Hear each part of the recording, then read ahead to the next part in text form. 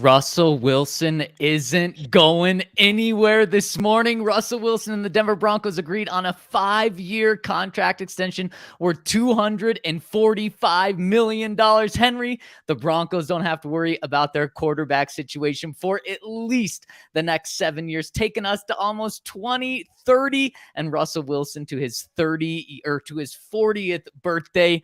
This thing is signed, sealed, and delivered. The Broncos are officially out of quarterback purgatory for a long, long time. Let's go. Let's go. So exciting. That is how it is done. So exciting. The news breaks this morning just around 6:45 a.m. The Broncos get this deal done late last night, and then the news breaks this morning. And let's talk all about this deal, how it got done, what it means for the team, how good of a deal it is. But first, I got to give a shout out to our presenting sponsor, DraftKings Sportsbook. Head over to the App Store now, download the top-rated DraftKings Sportsbook app now, and use promo code DNVR when you sign up to get the great offers that they've got going on at DraftKings Sportsbook. And there's lots of money to be had over at DraftKings Sportsbook, and there's lots of money to be had for Russell Wilson. I mentioned it. 5 years, $245 million, $165 million in total guarantees. And there's a couple of big kickers here. The first one, this is an extension. So this ties him to the team for 7 more years because he had 2 more years left on his deal. Those, in a way, stay around for this deal. And then the other kicker here is Henry. $165 million in guaranteed money. We're not talking about a fully guaranteed money. When you heard about this deal, what was the first thing you thought? Wow. So I first found out, I think Adam Schefter tweeted at 6:58, I believe, that it happened. I woke up at 7:07. So I rolled over and was like, okay, what's going on my phone? Look and see your text saying oh, can you get a story up? Blah, blah, blah. There's all this going on. I was like, wait, what is he talking about? What's the news? And then you scroll through Twitter, and it's like, oh, that's the news. So most of my reactions, I guess, were pretty muted because I was tired. But as I kind of rationalized it, because I immediately started writing, so I kept I'd be like, oh, what was the last big contract again? And you look up the Kyler Murray extension, you're like, oh, okay, well, this is good. You look at the Deshaun Watson, $230 million guaranteed, and you say, oh, wow, this really is a good deal. And yeah, I'm not going to lie. Whenever I thought about Russell's extension, I always thought okay, this is going to be massive. There's going to be some concerns. RK's always going to say it's a good deal no matter what because it's just what he does in these situations. But this was actually a good deal for the team. It was a fantastic deal for the team because, Henry, the moment the Broncos traded for Russell Wilson and he did not have a contract extension, you know what that meant? It meant Russell Wilson had all of the power in the world on this. And you know what? With how much the Broncos gave up for Russell Wilson, there was zero chance they were going to let him leave in free agency in 2 years or trade him now because they couldn't get a new deal done. No, that was not going to happen. So Russ could have got the biggest deal in NFL history in terms of total value, in terms of guarantees, in terms of average annual value, in terms of every single thing that you have on a contract, he could have got. And just on top of the fact, not just put all the leverage he had on the side. When a quarterback gets a new deal in the NFL, especially an elite quarterback, I'm not talking the Kyler Murrays of the world. I'm not talking, top 12. I'm talking an elite top 7 quarterback in the NFL. When they get a new deal, they reset the market. They get either the highest amount in total guarantees, total value, highest annual value, or they get, 2 of those or 1 of those. Russell Wilson got 0 of those. He did not get the biggest contract that's ever given out. He did not get the biggest contract in terms of average annual value. He did not get the contract with the most guarantees. So the Broncos nailed this thing out of the park. And so why? Why would Russell Wilson accept a contract, Henry, that doesn't reset the market, that doesn't show that he's the best quarterback in the NFL? Because and that wouldn't have been bad if the Broncos gave him that contract. It wouldn't have been. And I think we were all expecting it. I certainly was expecting them to do that. And you know what? Would have been A-okay. I would have been just as excited for the team's future in the organization, even if they give him the biggest contract, but they didn't. and why. We just spoke to Russell Wilson. That's why we're doing this podcast a little later today, is because we wanted to hear from Russ about this to give you guys all the information. Henry, what did he tell us about that? He said it's not about how much, it's about how many. And he clarified how many Super Bowls. Again, like, it's not like, I mean, what, you're probably saving $4 million a year, $5 million a year, based on maybe what we expected. That's not a massive number. I guess, like, if you have a $12 million right tackle, you make him a $17 million right tackle, that's an upgrade. But sometimes those margins really do matter. And it definitely can't hurt. I'm excited about this deal still. I still can't really believe that we aren't sitting here saying, like, oh, no, they're really in trouble. Yeah, I completely agree. And the crazy thing about this, let's take you behind the scenes on how this deal got done. So right when the Broncos traded for Russ, this was the middle of March. Then come the owners' meetings just a couple of weeks after, still in March, Mark Rodgers was there. That's Russell Wilson's agent. And obviously George Paton was there. And they were both in a room and they started these negotiations. So we're talking about these negotiations starting 5.5 months ago. And what happened over these last 5 months? Well, the first 5 months of negotiations, for the most part, Henry, were fine. I think Russell actually said they were a little heated. I don't think that's the exact word he used, but he contentious a little bit like that. And that's how all negotiations are. But none of it was public. And that was very key for George Paton and Mark Rodgers. So none of us knew that there was any animosity, if there was much, if at all, during this process. But then over the past month, when the Walton Penner Group took over, that's when things really heated up. And in these past 3 weeks, that's when the deal got done. And really, Henry, it was very, very key for this new ownership to be in place for this deal to get done, because we're talking about the Broncos having to put $165 million in escrow right now. We're talking, and we'll get into the nuts and bolts of this deal a little bit later in the podcast, but we're talking about Russell Wilson in the next 8 months, Henry, is going to get $71 million in the next 8 months. Talk about a payday for him, about $50 million this year. Then before next March, another $20 million hitting his bank account. That doesn't happen, not just with the old Broncos regime, but that doesn't happen with a lot of NFL clubs, to be able to hand out $71 million in an 8-month period to your quarterback. So that was a huge factor. That's when things really started to heat up. And then this week is when the deal came to fruition. In fact, Russell Wilson, I believe it was Russell Wilson's camp that put a deadline on this, because Russ did not want this going into the season. So he put a deadline. He said, let's get this thing done before the end of August. So when does this thing get done? Last night, the last day of August at 11:30 p.m. In fact, George Paton had left the building. George Paton was asleep. When he didn't hear anything at 11:30 p.m., he said he fell asleep, went to bed, and just wanted to see what happened. Russell Wilson and Sierra and Mark Rodgers, Russ's agent, woke him up at 11:45 at night on a FaceTime call and said, George, we've got a deal. And as Russ explained it after, he said, yeah, we woke George up and you could tell that we were just waking him up. And he said, oh, that's great. And Russ, I don't know if George actually did it, but Russ said he threw up the classic George Paton peace sign. I love it. I mean, it's fun to hear when there's negotiations going on. Like, it's good to know what's happening behind closed doors, but I mean, it is definitely a sign of a healthy front office that we heard nothing throughout this whole process. And they'd said that a couple times beforehand. George Paton said, we're not going to negotiate in public. We don't want anything getting out. We're not giving updates to media, nothing like that. And it's a lot like how the trade for Russell Wilson happened too. Where again, there's just no leaks coming out. There's nobody saying a week before, hey, keep an eye on this. That's first of all just a thing that I think that we can say is part of the identity of a George Paton front office. But also, I think it's a really, really good thing for a front office.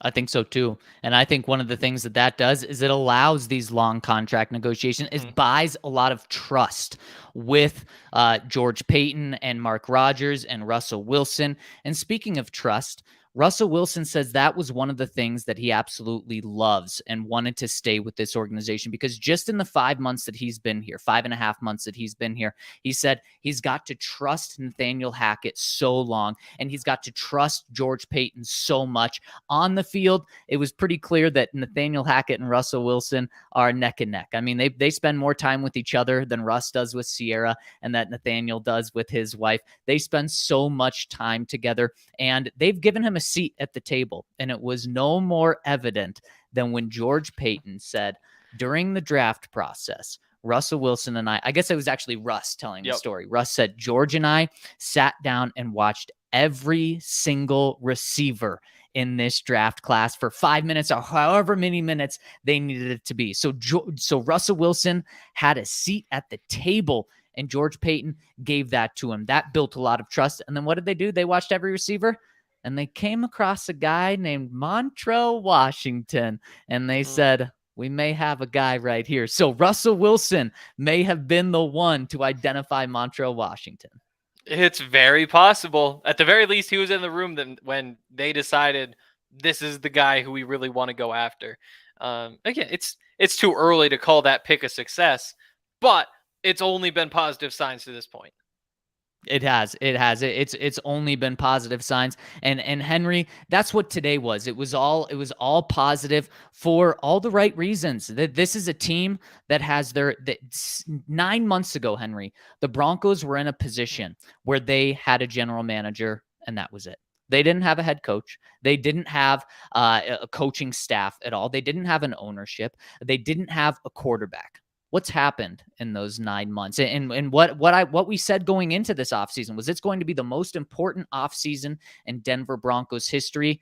I think they've hit a home run in every single aspect. And today was the final cherry on top with Russell Wilson's extension. They hired George or Nathaniel Hackett to be the head coach. And so far, it's all positivity. They bring in a fantastic president, Damani Leach. They get the richest ownership group in NFL history, which was very key today to sign Russell Wilson to a 5-year, $245 million extension and to give him $71 million by next March. That all is so big, and it wouldn't have happened without these pieces here. And so you see, this is the final cherry on top, and we get it just about 11 days before opening kickoff. So Henry, why don't we dive into this contract? Because $245 million, $165 million guaranteed seems like a ton of money, and there's no doubt it is a ton of money. But let's break down exactly why this is such a deal for the Broncos, because it is hard to wrap your mind around those numbers and say, how is this a deal and what does it look like? So essentially, what this is, it's a 4-year deal with $161 million guaranteed in those first 4 years. So essentially, Russ is why it's beneficial for him and why George Paton called it a win-win is because Russ gets $161 million in guaranteed money, which he didn't have. He would have been making about $50 million in these next 2 years. So that's a massive upgrade for him. And for the Broncos, he's only going to be over these next 7 years at $42.9 million per year, which makes him the 7th highest paid quarterback in the NFL. Again, Henry, typically when these contracts happen, you're the number 1. And then by the time your contract's done, you're about number 7. No, Russ is starting at number 7. By the time his contract's done, if he plays it out, which we'll talk about later, he's going to be at like just average. Yeah. The flip side of that, though, is, Josh Allen, he has $43 million a year. He also signed his before this contract kicks in. So that actually goes down a little bit if you factor in the end of his rookie deal before he signed. Same thing with, Kyler Murray and some of that. So it is $49 million in the new contract. But again, that's not bad, especially because you're getting it done 2 years early. To me, if they were to wait and do this next offseason, the number's probably $53 million a year minimum, with the chance that Lamar signs a massive deal in the next week or so, or before Russ does next offseason. If that's the case, it could go up to $55 million. If they wait until he's off of that whole contract after these 2 years, then we could be talking about this being 60 million a year. So because of the way that the quarterback market just grows, getting these deals done is so valuable. And you look at right now with Aaron Rodgers having a little over 50 million a year, got Russ at 49, got Kyler a little over 46, Deshaun at 46, Patrick Mahomes at 45, Josh Allen 43, Derek Carr at 40. There's going to be a lot of quarterbacks who make a lot more than $49 million a year by the time this contract ends. And, we're talking about 7 years out. I looked back at what was happening 7 years ago. There were two players in the NFL who made $20 million a year. The highest paid player was Drew Brees, who made $24 million a year. Now, at some point, like, we can't be sitting here saying, yeah, 2028, quarterback's getting $100 million a year. I guess it's possible. It's possible, but that's just crazy to say. What we do know, though, is that it should be well over $60 million. It's probably a little over 70. It's tough to project because at some point, you just can't be giving up that much money. But what we do know is that Russell's contract is going to look pretty good by the time he's at the end of it. You just got to hope he's good as a 38, 39, 40-year-old football player. I mean, people were probably saying it back in the day, like, oh my gosh, $5 million. No one's going to give more than $5 million to a quarterback. and like you said, when Peyton Manning got his deal, and we forget about this, and especially being in Broncos country, everyone was great signing Peyton, so it didn't matter the number. But $20 million was like, are you kidding me? That is a ton. So the salary cap is also going to go up. There's going to be new TV deals that kick the salary cap up even more. So this is just going to look more and more reasonable as we get into this deal. And according to overthecap.com, right now, Russell's cap hit for 2022 is 17 million. And next year, it's 22 million. In 2024, it's 35 million. In 2025, that's when it sees a big jump to 55 million. So it takes 4 seasons for his cap hit to be in the 50s. Then the next year, 2026, it's 58.4 million. Then in 2027, it's 53.4 million. And in 2028, it's 54 million. And I remember when Patrick Mahomes' contract came out, and it was the 10-year, $450 million deal, and it was like $10 million cap hit year one. And everyone said, well, this is absurd, but look at 2028. It's going to be a $67 million cap hit. That's probably not going to happen with his contract. They're going to rework it. But when I look at this contract, there's none of those numbers that I say, well, the Broncos are going to have to rework it in order to make things work. A $55 million cap hit come 2027, that's probably just going to be very standard. So the Broncos built this thing for a great spot now and also in the future. Yeah, I totally agree. I remember when Russell Wilson signed the contract he's on right now. I was in Chicago. No, I was in Seattle for a lacrosse tournament. And, there's like playing it on ESPN in the lobby. It's like, oh, wow, that deal got done. Crazy I was in Seattle now I think of it. But they were saying like these numbers are absurd. Like Russell Wilson's not that guy. Like you can't be doing that. Like there's no way that they're going to be able to build a team around him with those numbers. Now you look at it. What's his cap hit this year? 24 million? 27 million? 17. Next year? Oh my goodness. It's 17 this year and then 22 next year. And in 2024, it's 35 million. Exactly. I mean, that's just how much things have inflated since then. They'll inflate even more. And, it's always tough to figure out how to structure deals like this. Like to me, I would be tempted just to push it all to the front.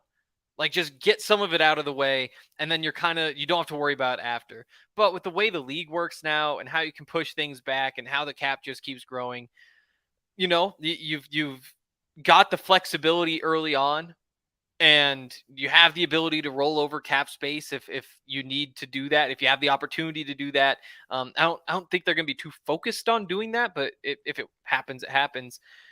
And then you get into the reworking things and the void years and, we just signed whoever, we can backload his contract and make 2029 his bad cap hit, whatever. So it's financially not going to be that big of a deal for a very good quarterback. It'd be nice to have another $50 million to throw around, but that's just unrealistic. Well, let's talk about the future and what this looks like. Does he play out all 7 years? What happens if this goes so right for the Broncos? Does he want more money? When could that happen? What happens if it goes wrong? When can the Broncos get out of this? But first, Russell Wilson got a 5-year, $245 million deal. You can get a $5 to $200 deal over at DraftKings Sportsbook. You can almost get the Russell Wilson deal at DraftKings Sportsbook. And here's how you do that. You bet $5 on any NFL team to win their game in week 1. You get $200 in free bets in your account right away. Doesn't matter. Win or lose, you are a winner. $200 in your account over at DraftKings Sportsbook. And what's even cooler for week 1, they're giving you this awesome promotion for opening night. Everyone can get the thrill. But here's what happens. You bet $5 or you make a bet on either the Bills or the Rams. If they get up 7, that's all. If your team who you bet on gets up 7, you win your bet no matter what. Even if that team goes up 10 and then they end up losing the game, you still win the bet that you place. So they've got a really fun thing going on there for opening week. And that's one of the great things about DraftKings is they give out these things to people that are new customers, the $5 to win 200. And they also give it out to people that have been rolling with them for so long. Henry, we get pings on our phone left and right every day from DraftKings saying, here's an extra boost. Why don't you do this boost as well? And that's just something you don't see. So head to the App Store now, download the top-rated DraftKings Sportsbook app now, and use promo code DNVR when you sign up to get this offer of $200 free in your account by placing a $5 money line bet on any NFL team week 1. That's code DNVR over at DraftKings Sportsbook. Must be 21 or older, Colorado only. New customers only. Restrictions apply. See DraftKings.com/sportsbook for details. Gambling problem? Call 1-800-522-47. And bonus is issued as free bets. 1 early win token issued at opt-in. Money line bets only. Deposit and wagering restrictions apply. Also, there's a hootenanny coming up. Breckenridge Brewery is turning 32. They say 32 years young. I guess, yeah, we can call that young. It's under the Russell Wilson line. It is. Like I said, they're throwing a hootenanny out there at the farmhouse down in Littleton. There's live music, there's food, there's beer, which you probably could have guessed. There's games. This is happening October 8th and the 9th. It's a really cool place to go. So you should definitely go over to events.seated.com/hootenanny22 and you'll be able to get tickets. There's the Spin Doctors are going to be out there. The Railroad Earth will be rocking out. And yeah, like I said, events.seated.com/hootenanny22 because Breckenridge Brewery is the official beer of DNVR. Links in the YouTube as well, so go click that.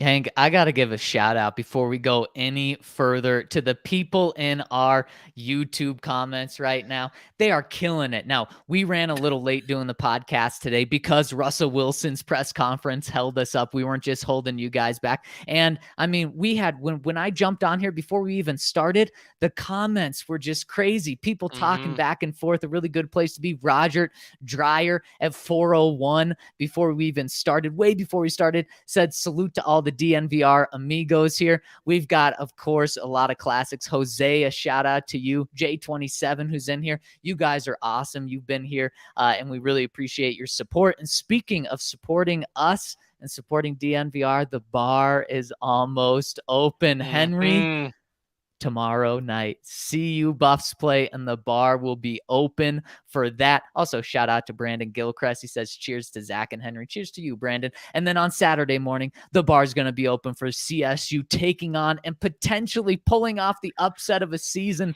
against Michigan. And then next week, we've got Thursday night football, Rams, Bills, and we are going to have an awesome Thursday night party. And then Friday, the grand opening right before the Broncos game the following Monday. Come stop by. It is going to be such a cool thing to see. Hank, I've seen little updates as it goes, but I can't wait to see the finished product of the bar. If you're not able to make it out for any of these events in the next 10 days, well, come by the bar when you visit town. If you're coming by for a Broncos game, check out the tailgates that we've going on. And of course, check out thednvr.com where Hank and I are posting Broncos stories left and right. Also, shout out to Roger. Shout out to J27. We love you guys. guys. Thanks so much for rolling with us. Okay, Henry, let's talk about what this contract means for the future of this team.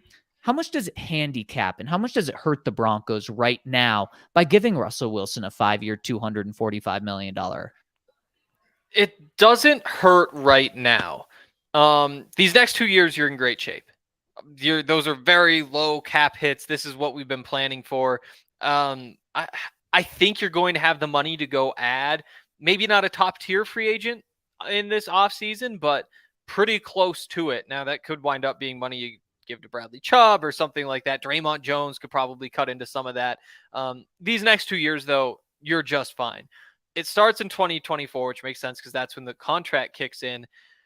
That's when, it jumps up to 35 million. There's another $13 million you don't have. And you might feel the effects. I don't think it's going to feel that significant. That's the year before you have to re-sign, Pat Surtain and Javonte Williams and that whole class, which seems like the next big project. Then in 2025, that $20 million jump. That's when you actually got to give those guys the contracts. Luckily, you can give Pat Surtain the franchise tag, or sorry, give him or exercise his 5th-year option as a first-round draft pick, potentially franchise tag him after that the next year too. But there will be a bit of a pinch, and I might as well say at this point, it's $31 million in dead cap after that season. If for some reason you want to move on, I doubt that'll happen. But if you got to cut him, something happened, you could do that and save yourself $27 million that next season. You wait till the year after, it's only $12 million in dead cap, which means you'd be freeing up $41 million. The year after that's $4 million, and so it's 50. So because of the way it kind of falls off at the end, there really isn't too much risk. As well, as long as we're framing it as, you are giving this man a contract through the time he's 40. It's not as bad as it sounds.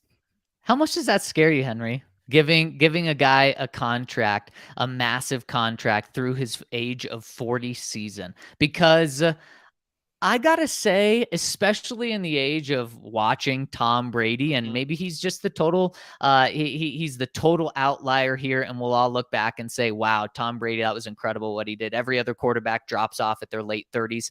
But to me, I am kind of viewing Russell Wilson and also, unfortunately, Patrick Mahomes, Justin Herbert, all of these other great quarterbacks. I assume that they're all going to play really well into their at least up till 40. And then I think some of them are going to stretch it like Tom. Now, some of them, I'm not saying every great quarterback is going to play like Tom Brady till they're 45 years old.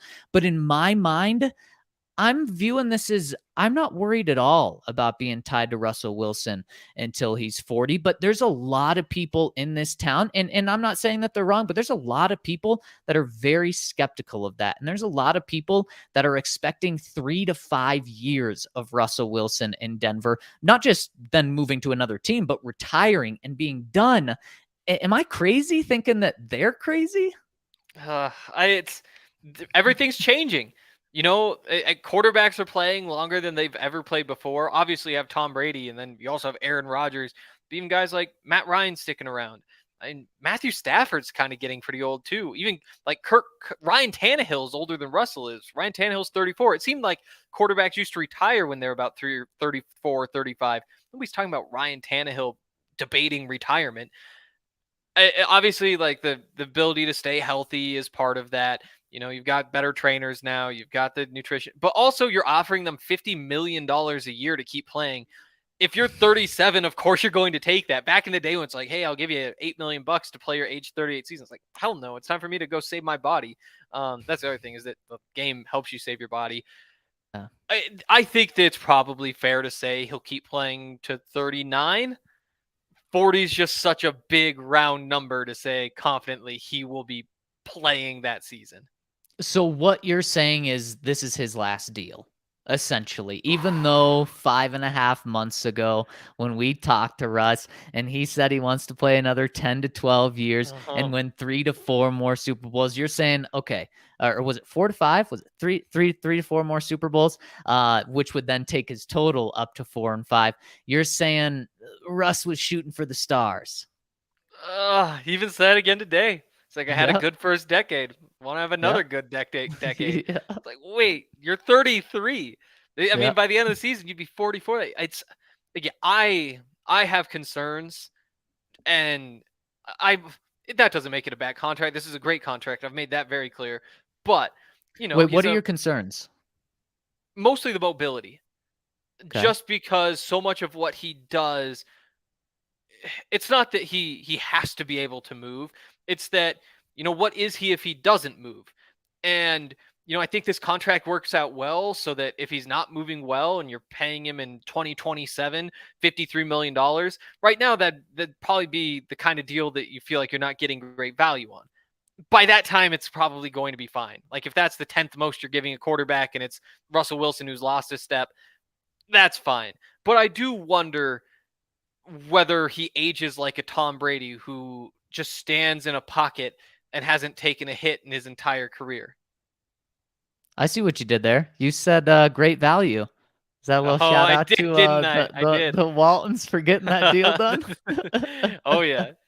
And I think that's very fair, and it's actually something that we talked to Nathaniel Hackett about earlier this year, or earlier this week, I should say. Is one of the things that he's talked about is it's allowing Russell Wilson to do what he does best in terms of getting out of the pocket, but the number one thing he has to do is stay healthy, and but not just play for this year, not just play for one play, but play for the future, because Nathaniel Hackett wants Russell Wilson to play as long as possible. That's probably his best shot of staying around as the Broncos head coach for a long time. Look, if John Elway never retired and kept playing it the way he played, Mike Shanahan would have never lost his job. When John goes away, it's a lot harder to live life when you don't have those guys. Gary Kubiak found that out when he didn't have Peyton Manning, that it's just a lot more difficult. So obviously you need a good quarterback. And Hank, I don't think this is his last contract. I don't. Now, I don't think he's going to play through this entire contract either, though, because Russell had 2 more years on this contract right now. He did. He had $22 million for this year and $27 million for next year. None of it was guaranteed, though. And obviously, the Broncos or Seattle weren't just going to cut him and move on from him. But when you don't have guaranteed money on your contract anymore, that's when players and agents go to teams and say, hey, it's time to pay us again. And they say, you have 2 more years on your contract. And they say, no, my guaranteed money is out. And guaranteed money and signing a new deal also typically means what Russell Wilson just got today, $50 million at signing, and then $71 million in your first 2 years, and then $161 million in your first 4 years. So I think after that 2025 season, when his 4 years, $161 million goes away, and he does still have some guarantees due to injury and stuff, but he's going to be 37. He's just going to have finished his 37-year-old season. If he still is a good quarterback, is still a great quarterback, I'll say, not elite, but if he's still a great quarterback entering his age 38 season, Henry, he's going to say, let's do something that we just did. Let's do a similar deal. Let's do 5 years.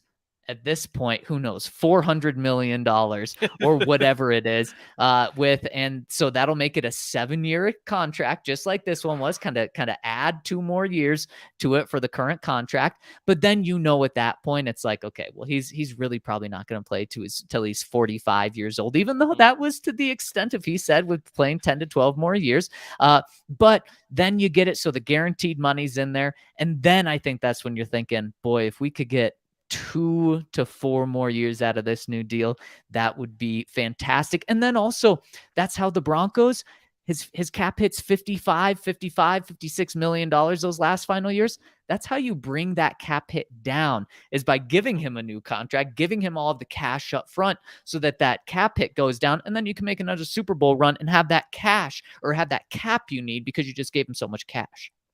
Totally. And if I had to bet, does Russell Wilson sign another contract? I'd bet that he does. I'd bet that he does sign another. How can you turn that down? Like, if you're functional playing football, I mean, what, $50 million a year?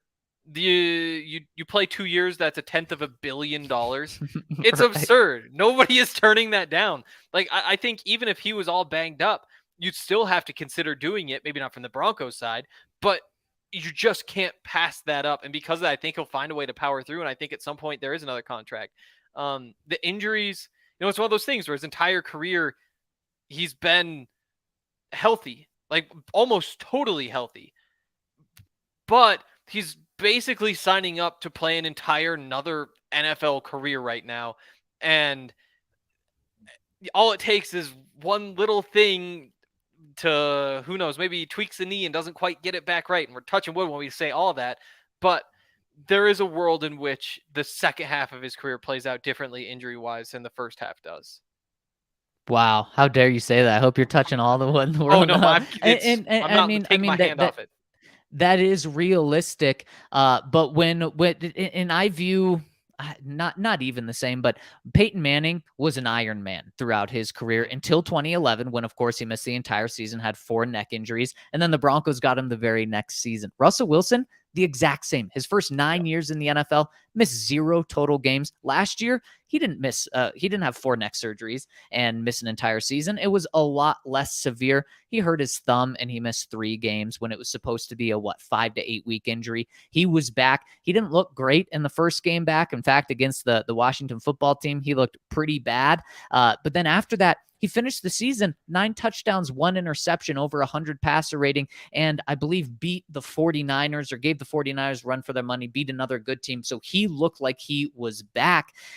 What did Peyton Manning do after 2011? He was completely healthy in 2020, or in 2012, 2013, 2014. Now, obviously, 2015 is when he was late in his 30s, his body did fall apart on him, and he wasn't able to stay healthy. Russell is earlier in his career, only by a couple of years, but he is a couple of years early or younger than Peyton was when he got here. So there's no reason why I am personally concerned about Russ' body just starting to deteriorate. In fact, he is as close to the TB12 method of taking care of his body as any other person in the NFL that I know. And being a quarterback position where you're not going to get hit that much is key. Now, Russ is going to have to adapt his game soon, because you can't wait until your body's falling apart. And I think this is to your point, Henry. You can't wait till your body's falling apart to say, okay, I should probably change the way that I play. No, you got to do that right about now. And he can't be getting hit as much he's been getting hit in the past. He has to limit the number of times he rolls out in the pocket and is willing to take a hit. He can do that in week 18 when the Broncos are playing the Chiefs or the Chargers, pushing for a playoff spot, but you can't be doing that multiple times in weeks 1 through 16. You just can't be. So it's going to be on him to see how long he wants to play, because the Broncos just lived it. When you don't have a quarterback, Henry, you don't have a thing. And we have a couple of trolls in the comment section today. And those people are either coming from an AFC West team, which the AFC West, they all have their quarterback. Now, Derek Carr, we can talk about him, but they've been in way better shape than the Broncos have been these past couple of years with Derek Carr. And of course, Justin Herbert, Patrick Mahomes, they have their guys. They don't understand what it's like to not have a quarterback in today's age of football, when you have to have a quarterback, or they're from a team like the Seahawks. And there's been a lot of Seahawks trolls out there today, Henry. And all I can say to them is good luck. Good luck these next 5-10 years until you find your quarterback. It's going to be tough, because the Broncos lived in that world, and that's why the Broncos are going to do whatever they need to do to keep Russell Wilson around, especially if he's playing at a great level. And today was the first thing that they did to show that that's the case. Totally. You talking about Peyton got me thinking, if Russell can play to his age 45 season, what if Peyton had played to his age 45 season, retired after last year, and the Broncos immediately trade for Russ? That'd be incredible. That would have been so much better. Last year would have been his 40th. Man, it's hard to believe that if Peyton played till Tom, he would have just have retired. It's unbelievable. Could you imagine that world?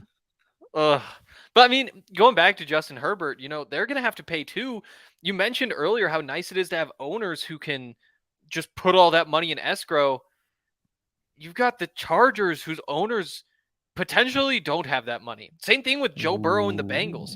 like they might not Ooh. have an option. You go back to 2019 with Khalil Mack.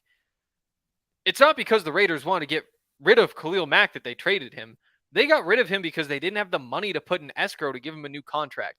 We're getting to the point with these deals that, especially these kind of family-owned teams that have been passed down, they just might not be able to afford the whatever 6, 7. I mean, what does Justin Herbert get on the open market? 8 years, 60, 65 a year, fully guaranteed on the open market? Probably. And you're not going to get It's a him down great too much point. from that when you try to put all that money in escrow. It's a fantastic point. It's a wild thing to think of, and that's just the luxury that the Broncos don't have Mm-hmm. to worry about anymore. Totally. It is so nice. And once we do hit, what is that? The 2024 season, the 2025 season, being able to restructure deals and just hand out cash and push the cap hit down the road, that could come in handy too. We'll see though.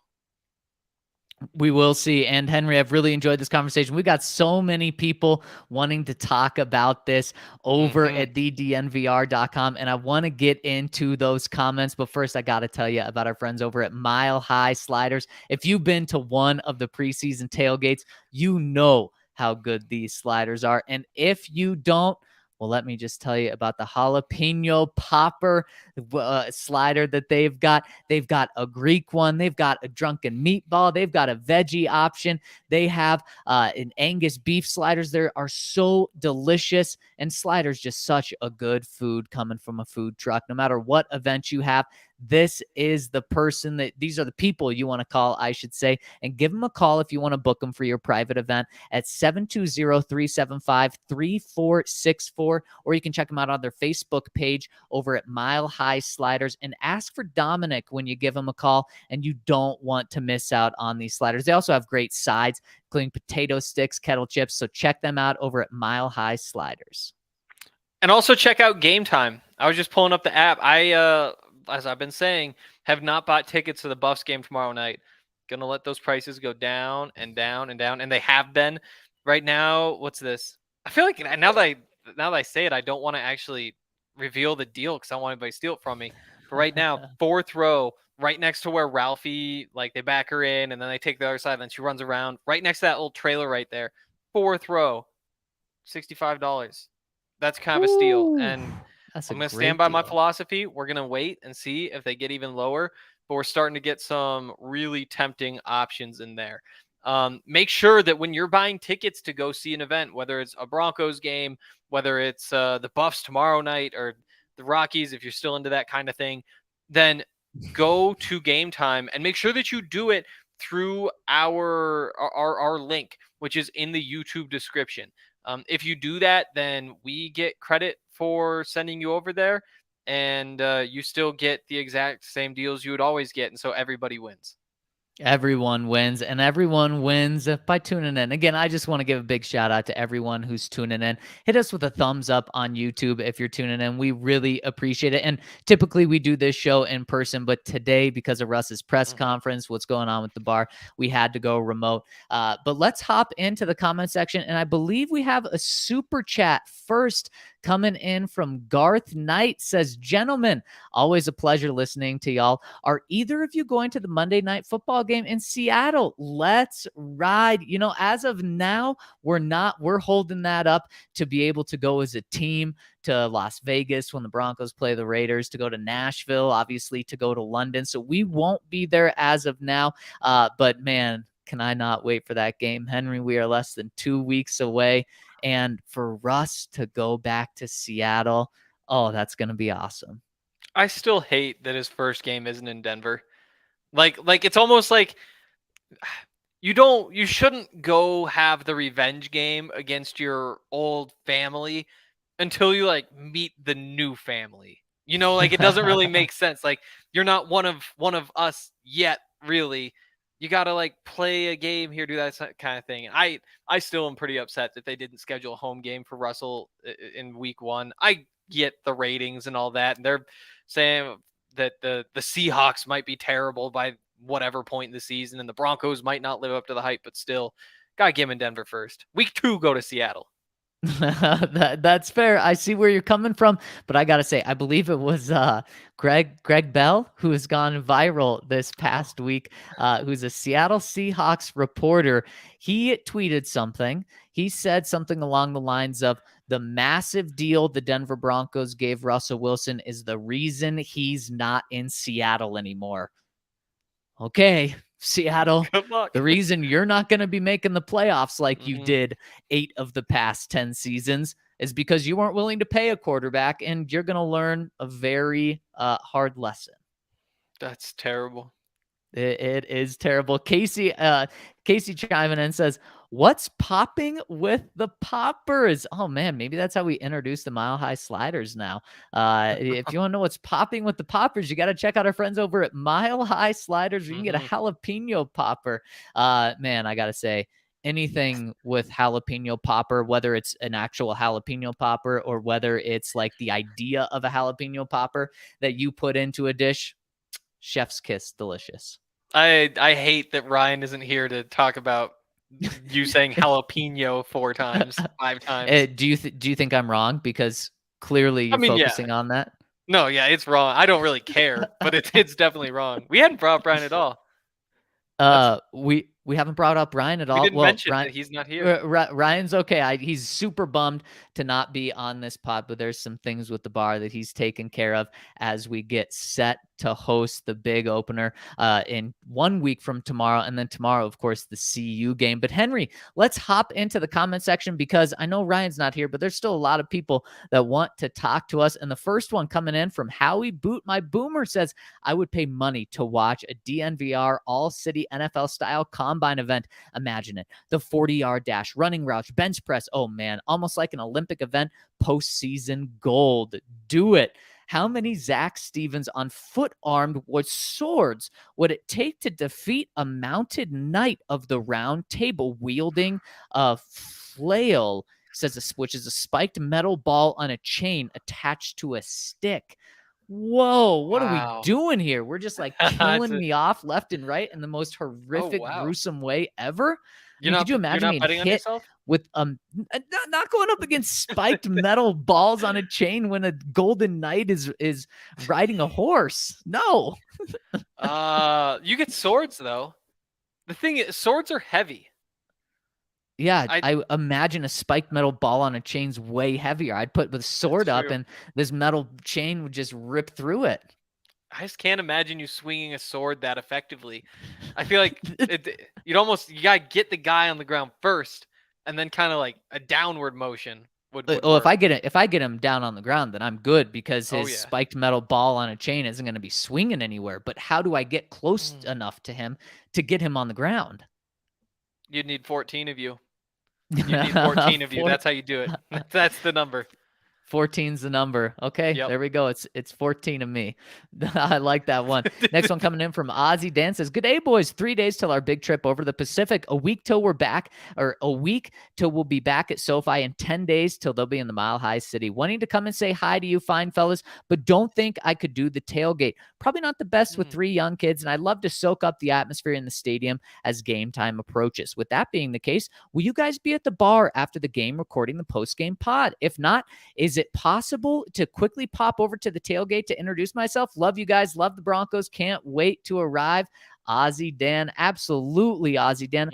All of those are very possible. We will be at the bar doing the tailgate right after. Well, maybe not right after. It's going to take Henry and I some time to get over there from the stadium, but we will also be at the tailgate, and you can, of course, pop by and say hello. Your best bet of meeting all of us at one time, though, is going to be doing that at the bar after the game. Yep. And we should say there are usually at least a few kids around the tailgate. Yep. There haven't been as many recently, now I think of it, but like cornhole, all that stuff. Even beer pong, but just with water. And if you want to stop by and just stop by and not hang out because you have your family, of course, come by, say hi to us. But sometimes Henry and I are there at different times. Ryan should be a mainstay there, though. He will be there. Next one coming in from 805 Bronco says, my boys waking up to see Russell Wilson trending damn near gave me a heart attack. Was very relieved to see it was because of a new contract. On another note, my wife and I are expecting our first child. Congratulations. Says we were elated when the doctor told us our due date was January 1st, 2023. New Year's has always been special for us, as it is our dating anniversary and the date I asked her to marry me. Wow, that is so Wow. cool. He says, however, it dawned on me a few minutes after the doctor gave us the news that the date has other implications this season. Week 17. Don't tell your wife that you're thinking about the things colliding. Just don't. No, it's all baby on January 1st. It goes on and says Broncos at Chiefs, a game that will most likely have a huge impact on the results of the season. So my question is, if the doctor is magically correct and the due date in the game does indeed determine the Broncos' fate, how do I handle the situation in the delivery room? Do I have the game on and the TV in the background, stream it on my phone, have a buddy text me updates throughout, or do I just play it safe and ignore the game completely in order to avoid being served divorce papers on January 2nd? What do we think? Well, I think this all comes down to your relationship. Is she cool with you having the game on in the background? If so, probably mute it and, make sure you're focusing on the kid a little more. But if she's not cool with that, I wouldn't worry about the relationship, because the good news is this isn't, well, I can guarantee you this isn't the last Broncos game of the season. And it may not be the last time the Broncos play the Chiefs this year either. I feel it's 2022. By then, it's going to be 2023. If you can't find a way to have the game on in that room, like, what are we doing? Like, what's been the point of all of this? Like, technology has come so far. You're gonna have 3-4 options. If you need to just put it on your phone, put it in the corner, and take a peek when you can take a peek, there you go.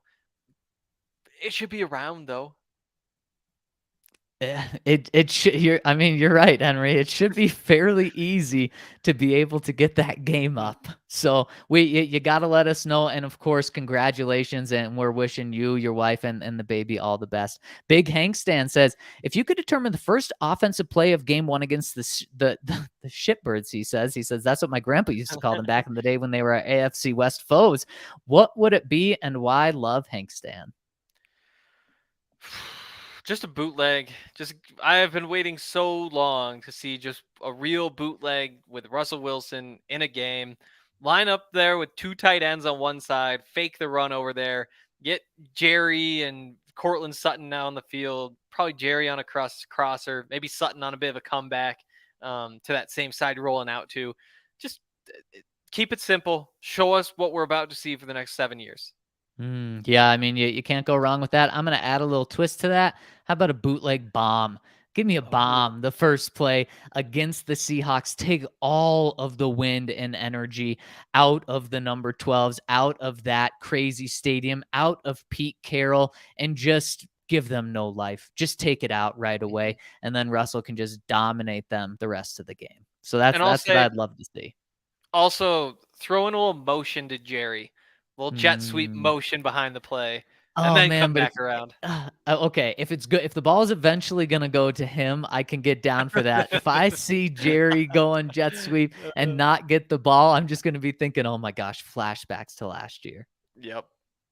Next one from Russway Johnson. It's a great name. He says, hey guys, great summer listening to your spicy takes. Can't wait to see y'all at the Jets game. I'll be flying from Vermont to soak it in. A couple quick questions. The Rams got a lot of credit for their sports medicine team, keeping everyone healthy. What do we know about the Broncos medicine team? Did Paton and Hackett bring in their own folk? Or are they or are they the holdovers? A lot of injuries over the past few years. Lastly, did you all see the Chargers schedule release video? I am obviously no fan of the Chargers, but it was amazing.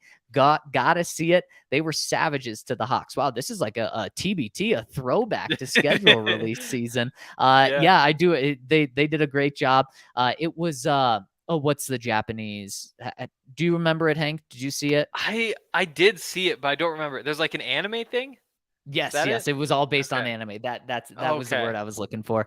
And I believe they toasted the Seahawks with not having Russ. So you gotta love that. And in terms of the medicine side, the Broncos team, I believe there was a decent amount of turnover when 2 years ago, I think. And since when Hackett got here, I believe it stayed the same.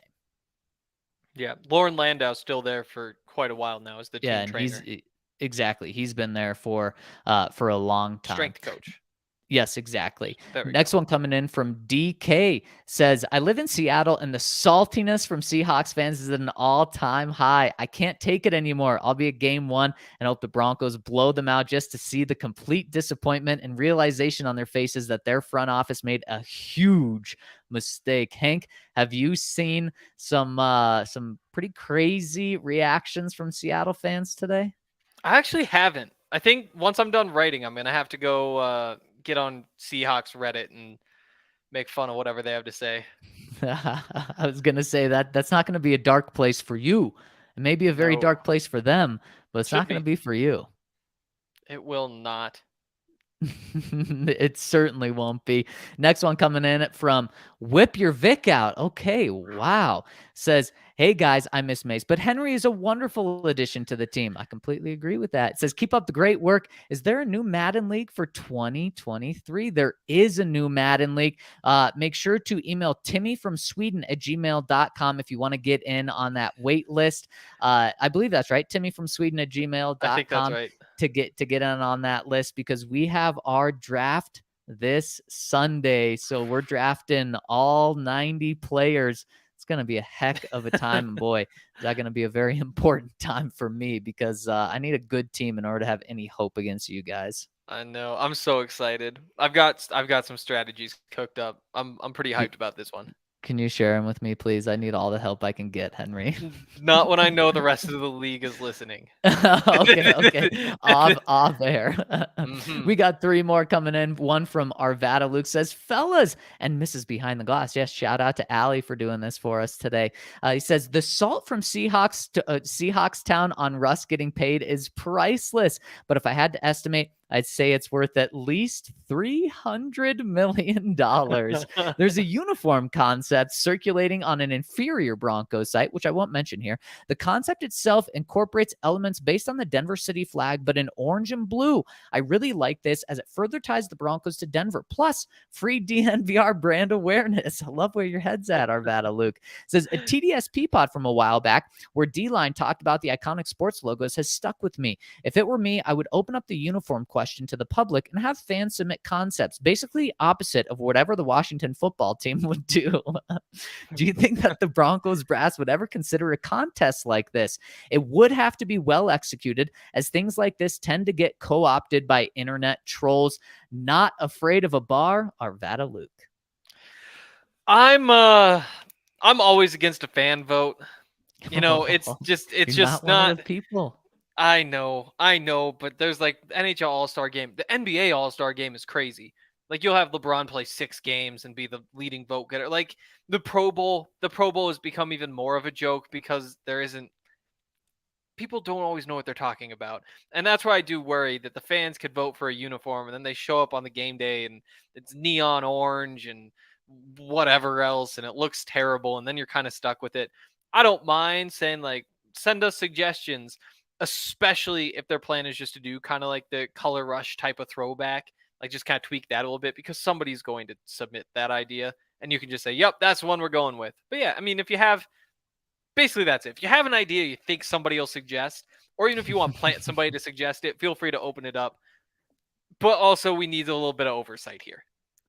Yes, and I mean that's exactly what it end up being, is they have an idea in mind. Maybe they've been, plant someone to throw the idea that they want out. There's some really good people online making some cool things, so I'm sure that would help. But yeah, they wouldn't just they would probably tweak it on their own as well. Next one coming in from Nash Bronco says, "Holy cow, the comments are back, baby! How many Zacks would it take to walk across the salt flats that Hawks fans inhabit at this very moment?" Wow. I don't think numbers or numbies go that high. So we've got Russ, Bowles, Tim, Court, and Justin locked down. Who is next?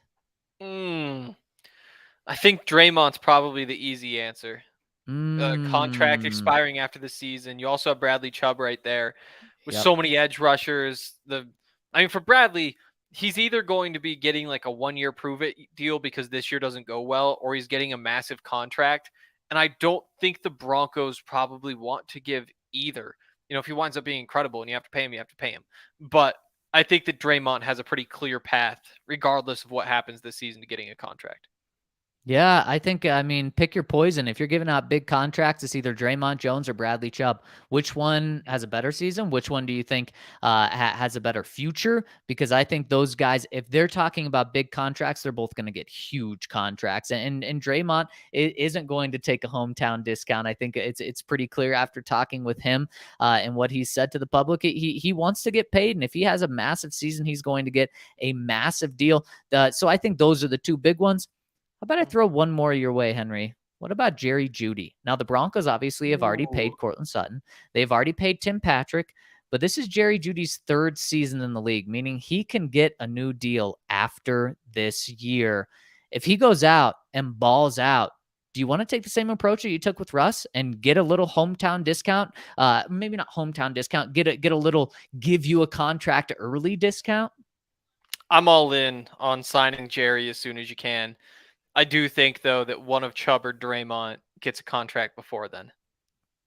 Oh, so this season. I think so. And I guess the other one you could look at is Dalton Reisner. His contract expires after this season. I don't think that, again, like, we weren't even totally sure he was going to be a starter. In hindsight, it's like, yeah, he was going to be a starter, but that's not somebody you think, they're gonna really lock him up early. Yeah, I think that's a good one because definitely, speaking of hometown discounts, I mean, Dalton is seriously a hometown discount that you can get. And also, if he plays anything like he did his rookie year, this year in a similar system, then you're just going to feel very comfortable with how he fits with this team, how he fits with this system, and you'll feel comfortable signing him. And you'll want to give Russ that protection. So there's no question about it. That's a really good one, Hank. And last one, excuse me, coming in from Monster Mayhem says, "What's up, fellas? I thought Madden had done the Broncos wrong with the ratings, but damn, I think they did Nathaniel Hackett dirty by making him like 100 pounds too heavy." Wow. Big day with the Wilson extension. All I can say is go Broncos. Henry, have you seen Nathaniel Hackett on Madden yet? I haven't noticed it. I've played with the Broncos a ton of times. You're going to have to keep your eyes out on that and let us know. And on that note, as Monster Mayhem says, big day with the Wilson extension. All I can say is go Broncos. We'll end on that one. What a big day in Broncos country. What a way to end the offseason, this crazy offseason that the Broncos have had, the most important offseason in the Broncos history. And literally, Hank, this is ending the offseason because today was the last practice the Denver Broncos will have before starting true game prep. And there's no better way to do it than signing your franchise quarterback to a 5-year extension, which keeps him in town for the next 7 seasons. And I'm so pumped that all of you were able to tune in with us, whether you're on YouTube, whether you're tuning in on the podcast side. Henry, thank you so much for joining me. And thank you all. And Broncos country, let's ride.